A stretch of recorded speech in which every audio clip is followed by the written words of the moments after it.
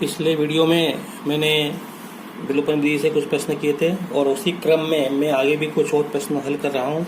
अब देखो, पिछले वीडियो में मैंने गुणांक बराबर करने के लिए किसी संख्या का गुणा किया था।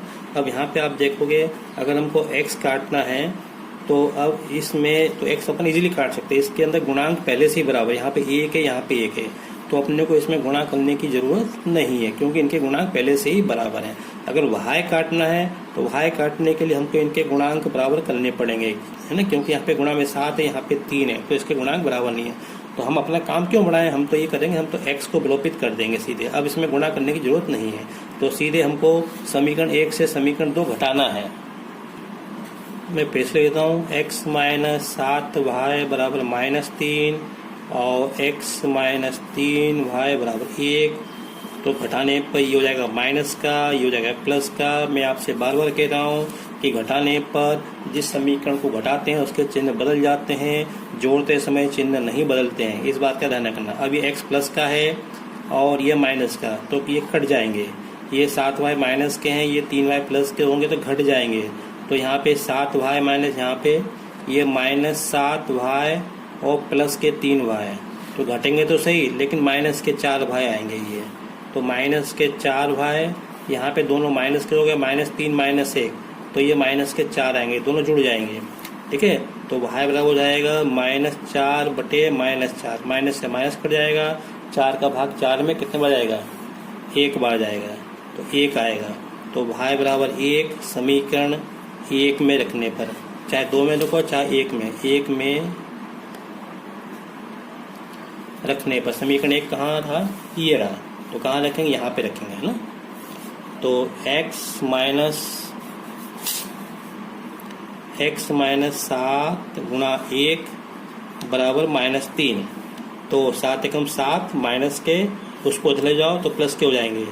तो -3 + 7, इधर क्या बचेगा, x बचेगा, तो ये घट जाएंगे, तो 7 में से 3 जाएंगे तो 4।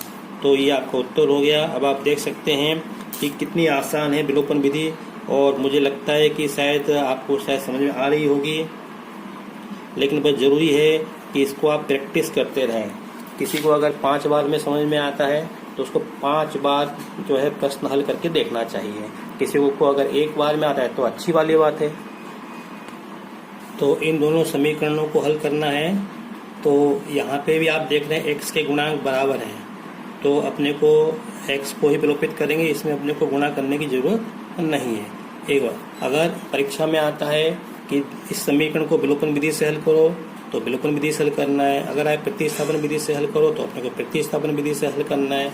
सामान्यतः जो परीक्षा में क्या होता है, प्रश्नावली के प्रश्न आते हैं, तो प्रश्नावली में अगर प्रतिस्थापन से किए तो मतलब परीक्षा में उन प्रश्नों को प्रतिस्थापन से हल करना होता है। तो अब मैं अपनी बात आगे बढ़ाते हुए यहाँ पे मैंने डाल दिया समीकरण नंबर 1 और इसको डाल दिया समीकरण नंबर 2।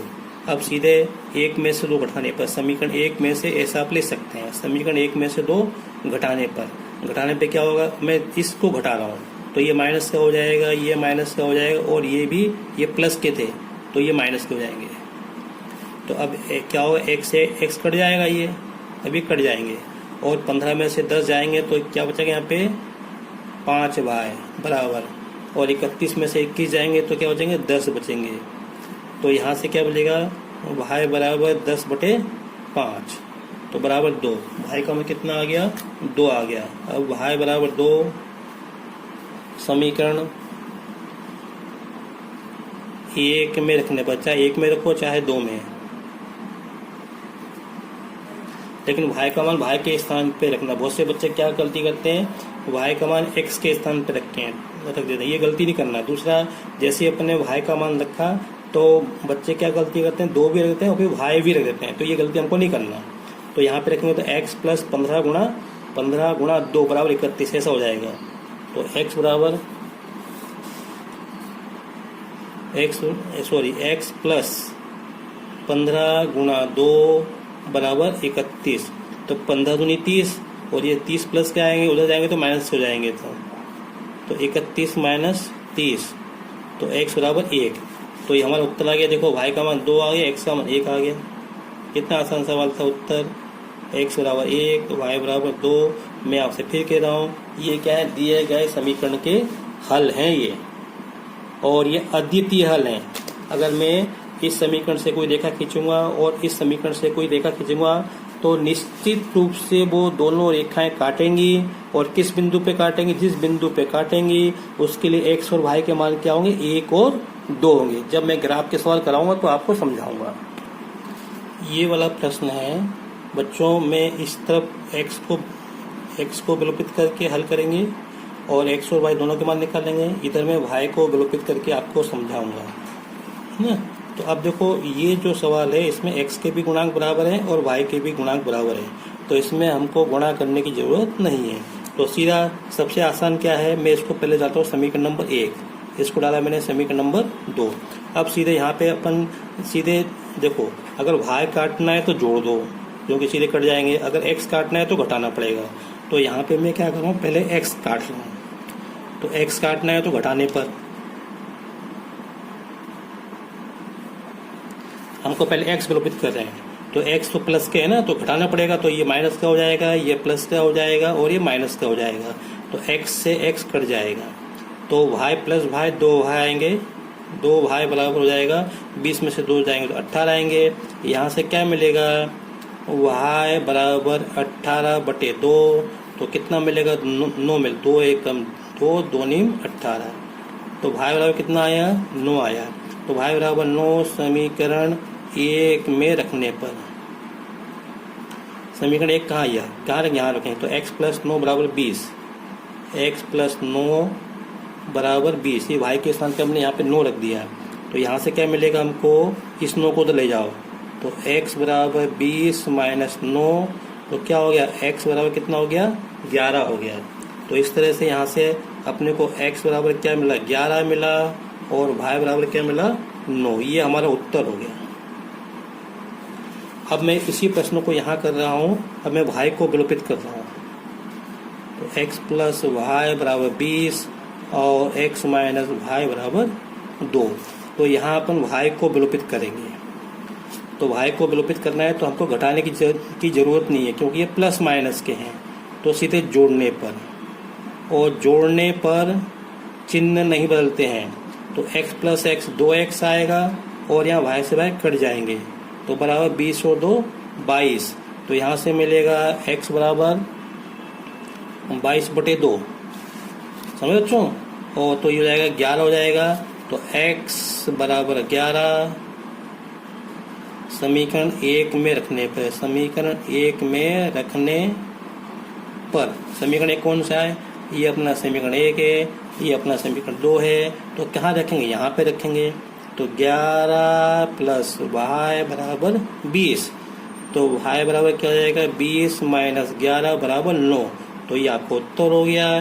देख लो, उत्तर तो वही है आएगा, x बराबर 11 और y बराबर 9। आपने देखा, जब हमने x को काटा तो हमको पहले y का मान मिला, जब हमने y काटा तो पहले हमको x का मान मिला। ठीक है, आशा करता हूँ आपको ये प्रश्न आपको समझ में आ रहे होंगे, या जो मैं आपको समझाना चाह रहा हूँ वो आपको समझ में आ रहा होगा। अब मैं अगला प्रश्न ले रहा हूँ, x माइनस 3y बराबर 0, x माइनस y बराबर 2। ये समीकरण नंबर 1 है, ये समीकरण नंबर 2 है। अब क्या करना बोले उसको, हम x के गुणांक बराबर हैं तो अपने को कुछ नहीं करना, तो x ही अपन विलोपित करेंगे। अब सोचो, इसको अपन जोड़ेंगे या घटाएंगे, तो देखो दोनों प्लस के हैं, ये भी प्लस के हैं और ये भी प्लस के हैं, तो जोड़ेंगे तो 2x आएगा, तो विलोपित कहाँ हुआ, इसलिए घटाना पड़ेगा। x में से x जाएगा तो 0 बचेगा, तो यहाँ पे घटाने पर लिख दो, यहाँ पे घटाने पर,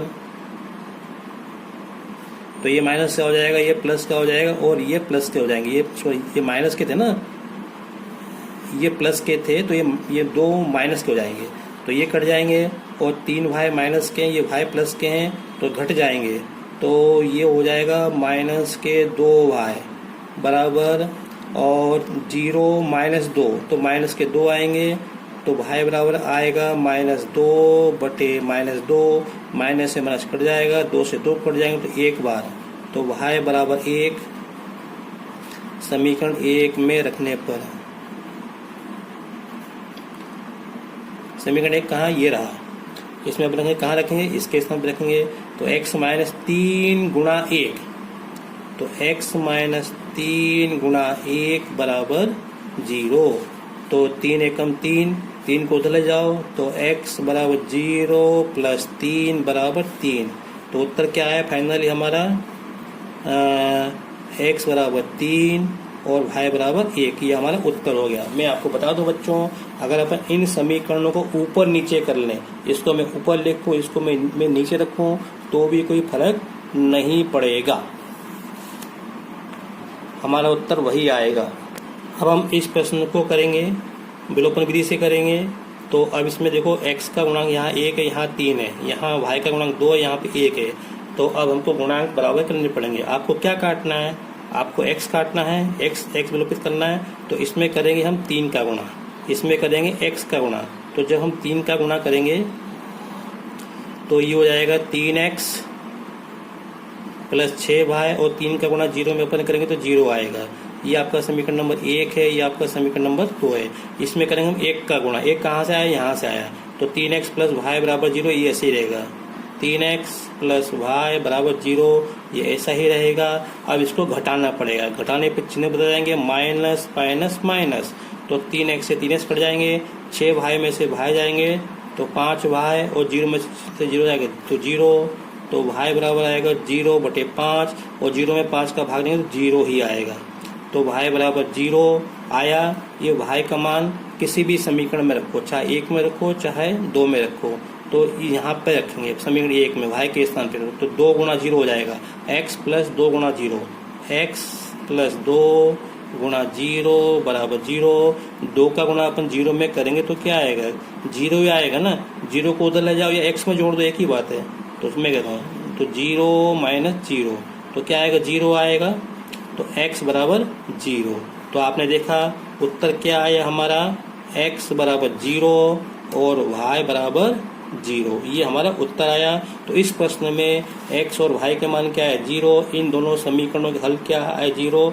तो मैं बच्चों एक बात बता दूं, इस प्रश्न में क्या खास बात है, इसमें c वाला पद नहीं है। c वाला पद क्या हो रहा है, 0 हो रहा है। ये a b और ये c वाला पद 0 हो रहा है। तो जब भी c वाला पद 0 हो तो x और y के मान हमेशा 0 आएंगे, यहाँ पे कुछ भी लिखा हो। लेकिन अगर c वाला पद 0 है, c वाला पद जिसमें x y नहीं है, वो c वाला पद है। जैसे अपन लिखते हैं ना, ax plus vy plus c बराबर, अगर ये c का मान 0 है तो हमेशा यहाँ पे कुछ भी मान हो ए बी के, तो हमेशा x और y के मान हमको 0 मिलेंगे। तो बस इस वीडियो में इतना ही, और आगे अब हम प्रश्नावली के प्रश्न करेंगे कुछ, और आशा करता हूँ कि आपको ये विलोपन विधि अच्छी तरह समझ में आ गई होगी। और प्रतिस्थापन भी मैंने आपको पहले समझा थी। अगर आपको मेरा वीडियो पसंद आया हो तो इसे लाइक करें, शेयर करें और सब्सक्राइब करें। दूसरी बात, इसे अपनी फेयर कॉपी में ज़रूर नोट कर लें, क्योंकि आपकी कॉपी ही आपका साथ दे।